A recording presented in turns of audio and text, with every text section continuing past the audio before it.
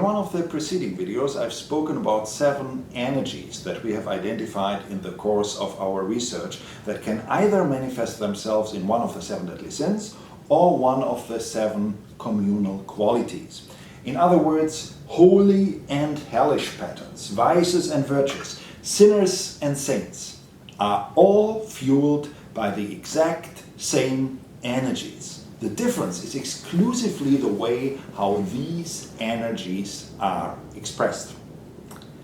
Well, at first sight, this may look like a rather theoretical distinction, but in actual fact, the discovery of these energies and their affinity to both the 7 deadly sins and the communal qualities enables us to plan church life in a way that hasn't been possible before, combining both strategical and spiritual aspects in a new and highly creative way.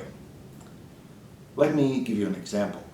Those of you who are familiar with natural church development know how an NCD process typically works. You deal with 8 quality characteristics of healthy churches, you do the NCD survey, you focus on your so-called minimum factor, which is the very factor that is presently least developed, before you test the fruit of your endeavor by doing another NCD survey, moving on to the next minimum factor. And that's exactly the right procedure to follow.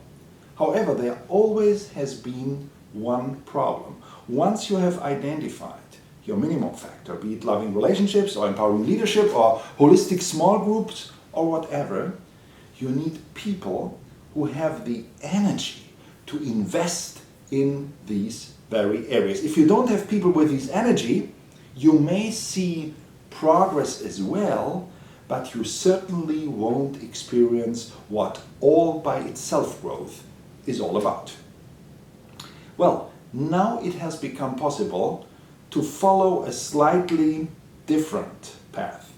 You focus on your church's minimum factor just as you have done before. But when you look for the people who invest in these areas, you focus on those who have the highest energies in these very areas. How do you identify these people? Simply by having them do the communal test. Since the 8 quality characteristics of healthy churches and the 7 communal qualities are not exactly but almost identical, a side effect of conducting the communal test will be the identification of people who have the highest energies in all of the 8 quality characteristics.